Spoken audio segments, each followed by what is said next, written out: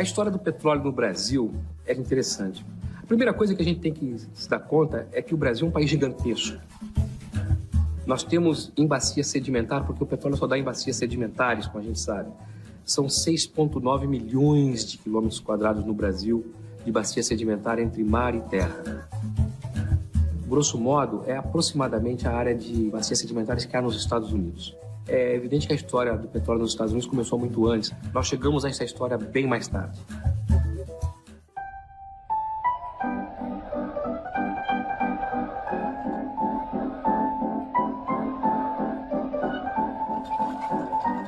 Uma série de pessoas mais ou menos visionárias ou progressistas utópicas, como iremos chamar, tentaram explorar petróleo no Brasil já desde o final do século XIX. Eugênio Ferreira de Camargo, por exemplo, em 1892, chegou a perfurar poços sem sucesso na região de Bofete, no estado de São Paulo. No início do século XX, procurar petróleo ainda era uma aventura. Em 1930, em Lobato, na Bahia, Manuel Inácio de Bastos e Oscar Cordeiro, alertados por uma briga entre fazendeiros por causa de uma certa sujeira escura na água, suspeitaram da existência de petróleo na região.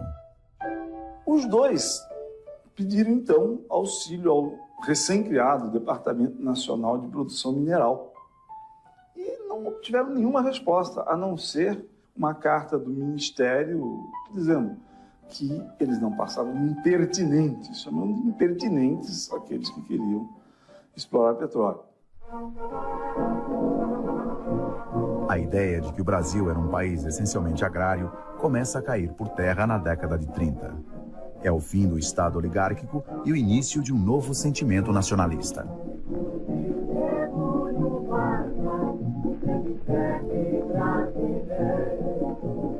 A Revolução de 30 trouxe para a cena uma esperança muito grande no país.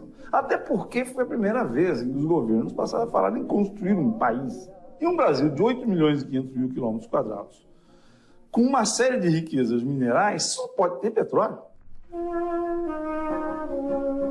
Nessa época, o escritor Monteiro Lobato, influenciado por uma viagem aos Estados Unidos, resolve fundar a Companhia de Petróleo Nacional e inicia uma discussão inédita sobre a exploração do petróleo no Brasil.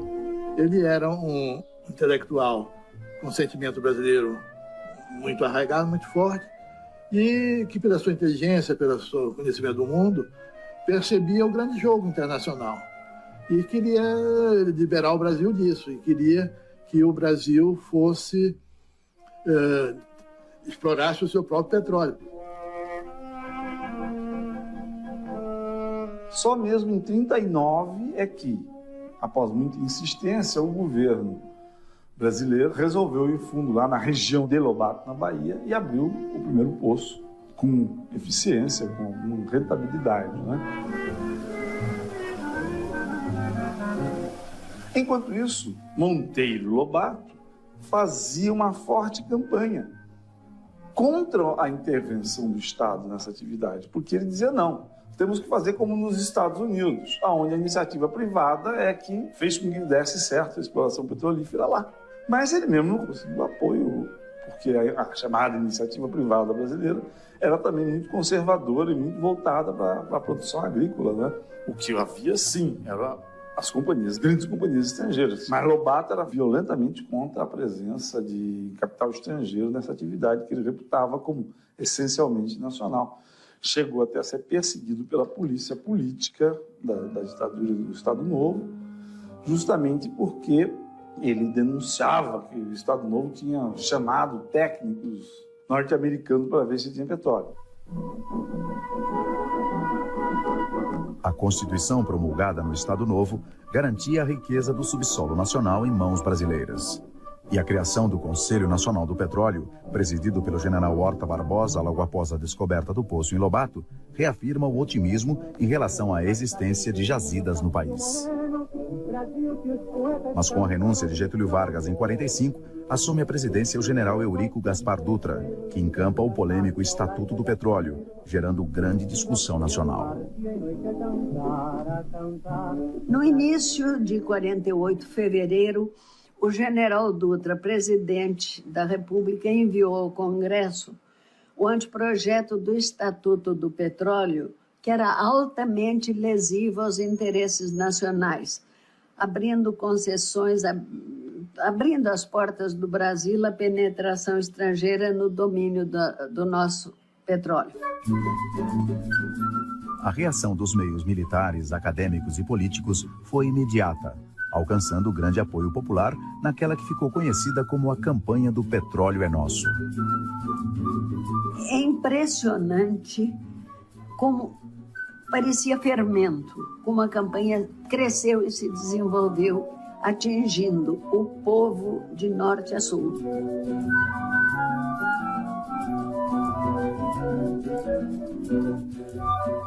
Tínhamos que recorrer a todas as maneiras possíveis de propaganda. Impressos, volantes, conferências, atos públicos, comícios, muitos comícios. Se distribuíam giz para garotos de escola para que saíssem nas ruas escrevendo em muros ou na sala de aula mesmo, no quadro, uma frase: o petróleo é nosso. Vejam, olha, eu não exagerei.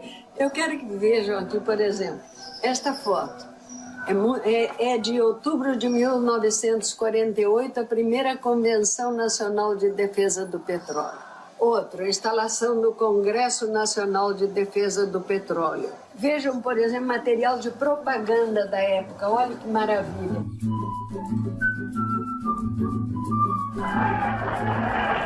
Em 1951, eleito pelo voto popular, Getúlio Vargas retorna à presidência da República e a campanha do Petróleo é Nosso ganha seu maior aliado.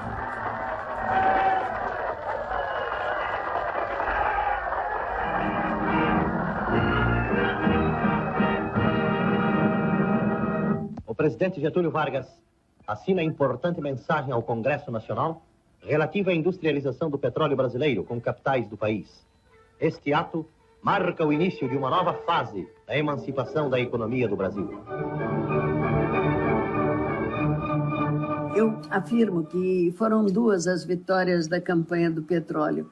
Uma, a criação do monopólio estatal do petróleo e da sua executora, a Petrobras. Isso em outubro de 1953. E outra, que eu acho importantíssima, que foi a criação de uma mentalidade nacionalista no país, que até hoje funciona, está atuante na defesa da nossa economia e da soberania nacionais. Mas, por outro lado, teve um lado extremamente negativo, que foi estatizar, digamos, o risco da busca.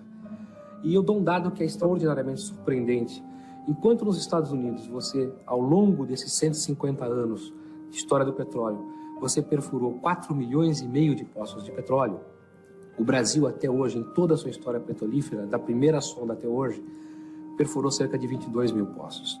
22 mil para 4,5 milhões.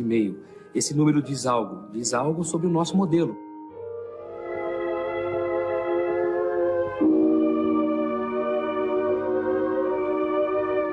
Em 1954, Getúlio Vargas suicida-se, deixando como herança a Petrobras, criada pela Lei 2004, um ano antes. Povo sem o seu petróleo é povo sem liberdade.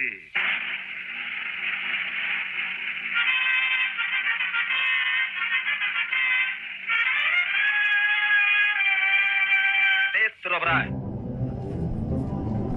O Brasil passa a ter uma empresa detentora da exclusividade de exploração do petróleo. Entretanto, nestes primeiros anos, sua produção petrolífera ainda é irrisória. Nós éramos um país que importávamos todos os produtos de petróleo, chamados derivados de petróleo, né? Então, nós importávamos derivados prontos, né? A Petrobras é criada, nós tínhamos no país a primeira refinaria, que era a refinaria Landulfo Alves, em Mataripe, no estado da Bahia, e a Petrobras começa a tentar substituir essa importação de derivados, né? No mínimo se tornando então uma refinadora de petróleo. Logo quando a Petrobras foi criada, não tinha quadros, não tinha técnicos, teve que contratar onde encontrou disponível técnicos que se dispusessem de trabalhar no Brasil com o salário que a Petrobras podia oferecer. Entre esses que a Petrobras contratou, veio esse senhor Link, que veio para fazer uma avaliação das possibilidades petrolíferas do Brasil. O Link, ele investiu muito na bacia do Amazonas e lá foram furados mais de 100 poços com resultados negativos. Para terminar o contrato de trabalho dele aqui, ele escreveu um relatório, né, dizendo que na parte terrestre o Brasil não poderia confiar nas nossas bacias para atingir grandes níveis de produção de petróleo, que a saída brasileira estava no mar. Como nós só tínhamos experiência na parte terrestre, soou como uma sentença para o Brasil em termos de petróleo. Na segunda metade da década de 50, um certo otimismo volta à cena no Brasil. São os primeiros anos do governo de Juscelino Kubitschek. Quem trouxe esse clima de entusiasmo e de otimismo foi o Juscelino mesmo, porque o Brasil não estava vivendo em clima de entusiasmo. Em agosto de 54, Getúlio tinha se matado, a tragédia nacional, não havia um clima assim. Agora, o Juscelino trouxe isso, mas ele era uma pessoa otimista, uma pessoa criativa.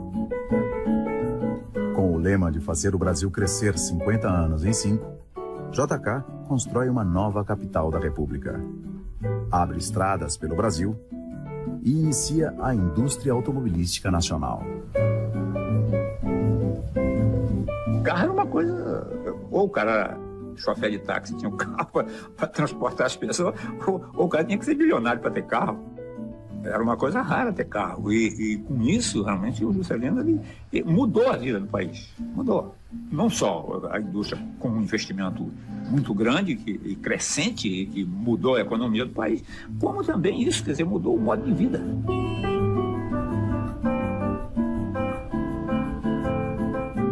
Automóvel queima petróleo.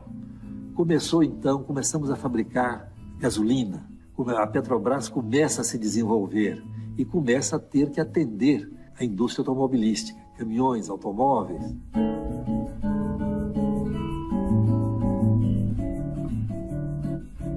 E tudo isso aí, então, vai aumentando o consumo de combustíveis e aumentando a produção nacional.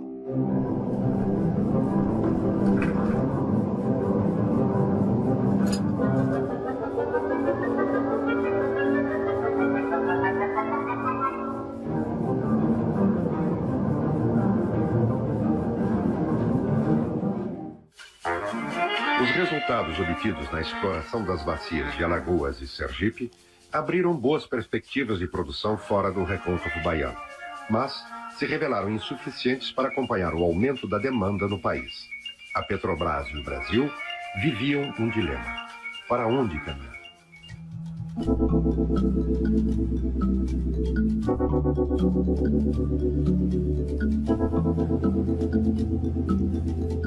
O primeiro poço de petróleo no mar no Brasil foi o poço descobridor do Campo de Guaricema, em 68. E o geólogo que deu aquela locação foi o Guilherme Estrela. Quando há uma descoberta, isso enche as pessoas de entusiasmo. Não é diferente de um outro trabalho que você tem os resultados já previsíveis. O geólogo não, ele trata com o imprevisível, né? E são enormes somas envolvidas a partir das ideias dele, né? Quer dizer, o grupo ali propõe um poço que custa $10 milhões. E a empresa banca.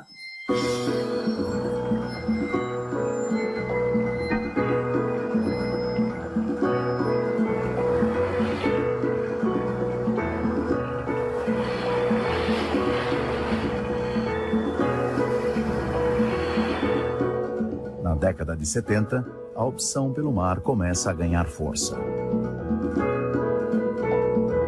Em 1973, a OPEP aumenta o preço do barril de petróleo em 4 vezes. Foi o chamado primeiro choque do petróleo.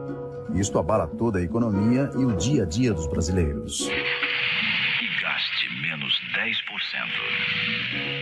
Com essa crise, a gente começa a se aperceber que nós temos que buscar o petróleo para que a gente tenha condição de independência. Tudo isso fez com que se investisse pesadamente na tecnologia offshore, que a gente teve no Brasil muito sucesso.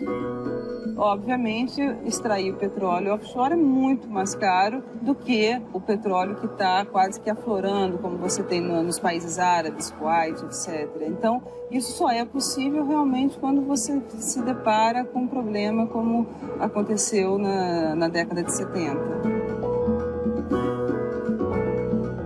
A necessidade de buscar novas fontes de suprimento de óleo leva o Brasil a fazer altos investimentos na tecnologia de produção no mar, o chamado offshore.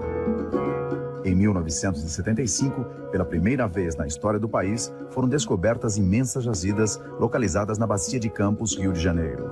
Um marco na produção nacional que consolida a opção pelos mares. As pesquisas geológicas e geofísicas mostraram que a Bacia de Campos se estendia para águas chamadas profundas, acima de 200, 300 metros. E tínhamos que, então, desenvolver tecnologia que não existia no mundo para águas profundas, né? Esse foi o grande desafio. Havia toda uma discussão sobre se a Bacia de Campos era realmente muito produtiva, se era viável economicamente. A Petrobras provou na prática, né, a viabilidade e a rentabilidade da Bacia de Campos graças ao seu forte incremento tecnológico, né? Passou a dar aula de tecnologia de exploração em águas profundas, em plataforma e tal, para todas as empresas do mundo. Quer dizer, passou a ser um padrão de desenvolvimento tecnológico. Muita grana, né? Muito dinheiro foi colocado nisso.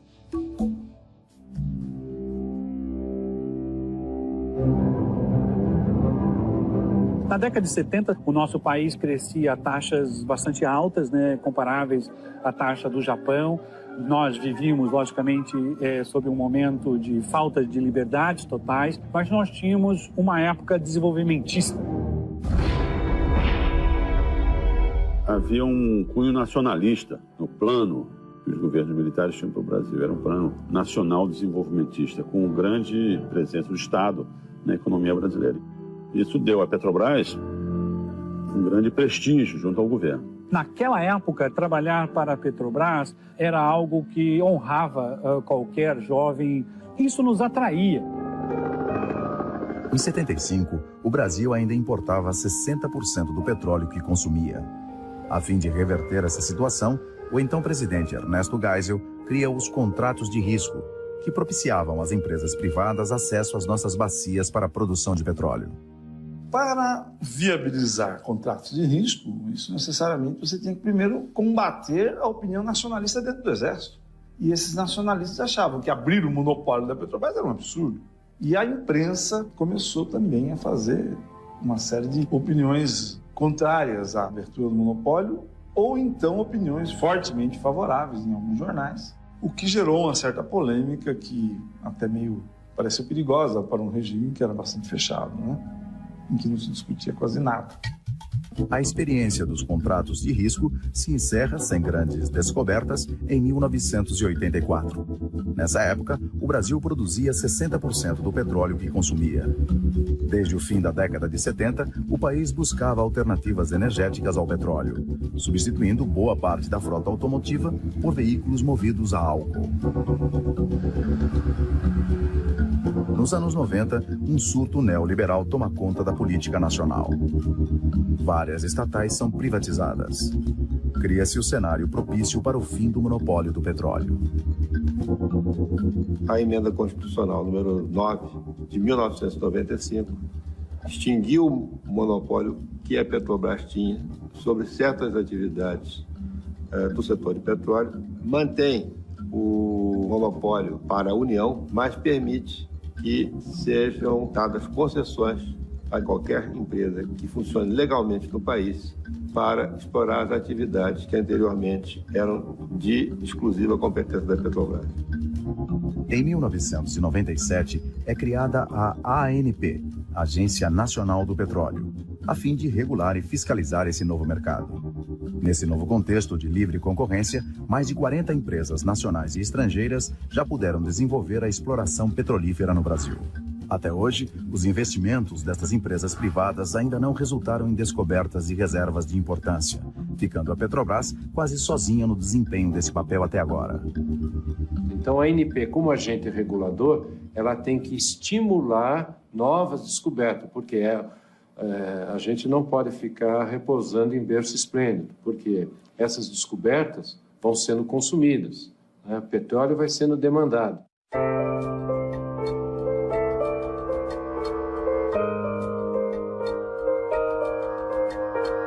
Na virada do século, o petróleo ainda é a força motriz da economia e da sociedade mundial. No início do século XXI, o Brasil já produz 90% do petróleo que consome. Em 2006, a história da exploração de petróleo do Brasil mudou. A camada pré-sal, com enorme potencial de produção de óleo e gás, foi descoberta. Uma área que poderá dobrar a capacidade das reservas brasileiras. Nós falamos que ela é uma nova fronteira exploratória, porque até a descoberta do pré-sal, o foco da atividade era na camada pós-sal, acima da camada de sal. A camada pré-sal está localizada entre os estados de Santa Catarina e Espírito Santo. São 800 quilômetros de extensão em uma faixa de 200 quilômetros de largura. A exploração e produção acontece em profundidades em torno de 2.000 metros de água e 5.000 de sedimentos. Em termos mundiais, se eu furar 10 poços exploratórios e encontrar petróleo em 3, dá um índice de sucesso de 30%, isso é um resultado muito bom. No pré-sal, o índice de sucesso tem sido na faixa de 80%. Resultados que provocaram uma transformação na infraestrutura para atender essa indústria.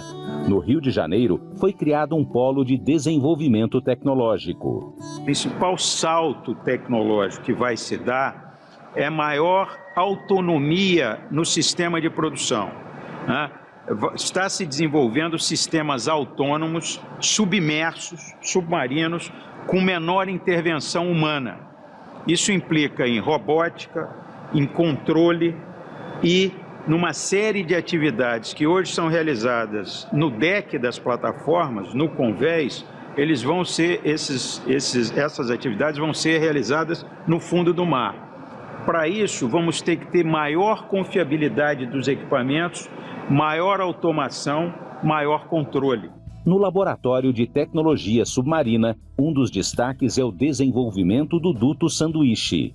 Quando se tem a produção de petróleo, né, o petróleo sai com uma determinada temperatura alta, de 70, 100 graus, e à medida que ele vai passando naquele ambiente de alta pressão e baixa temperatura das grandes profundidades, ele tende a se resfriar e esse processo pode gerar parafina e bloquear o duto. Para isso, nós temos que ter procedimentos de proteção térmica para que esse óleo chegue ao seu destino com uma temperatura que evite o bloqueio das linhas. O duto sanduíche é um dos produtos que estão sendo desenvolvidos para esse fim. O Laboratório de Ensaios Não Destrutivos de Corrosão e Soldagem pesquisa a preservação de equipamentos expostos a grandes profundidades do mar. O que tem de específico na corrosão na indústria do petróleo é a presença de dois gases principais que são bastante agressivos, que são o CO2 e o H2S. E o que tem de específico do pré-sal? É a pressão que existe na presença desses dois gases. Então, tem que se estudar isso, porque é desconhecido como que eles se comportam nesses níveis de pressão, e é isso que nós estamos fazendo aqui no LNDC. O Laboratório de Tecnologia Oceânica possui um tanque com grandes dimensões para a simulação da operação em águas profundas. O Lab Oceano detém a profundidade recorde de 15 metros. Esse é o tanque mais profundo do mundo. Os tanques similares são 3 tanques, um na Holanda, outro na Noruega e outro na China, tem profundidade média em torno de 10 metros. Aqui são feitos ensaios de simulação dinâmica da plataforma, ou seja, quais são os movimentos dessa plataforma quando submetida às ações de ondas, ventos e correnteza. A gente diria que, em termos de futuro do Brasil, a independência energética é fundamental, certo? Então, o pré-sal, ele sustentará a necessidade energética do Brasil pelas próximas décadas. O Brasil ele passará a ser um país autossuficiente em termos de petróleo, e não só da produção de cru, porque paralelamente a isso nós estamos aumentando as nossas refinarias também. Então o Brasil vai ficar autossuficiente também em combustível. Depois de 15 meses de discussões e votações no Congresso, a Câmara aprovou o modelo de partilha do pré-sal. O governador aprovou o marco regulatório que inclui o novo modelo de exploração e o fundo social, mas foi derrotado na questão dos royalties. Pela regra aprovada, a produção de cada campo de petróleo terá que ser partilhada entre o consórcio vencedor da licitação e a União. O modelo também garante à Petrobras o controle sobre a produção do pré-sal. A estatal será a operadora única dos campos e, caso forme parcerias, terá participação mínima de 30% no consórcio. A divisão dos royalties entre os estados e municípios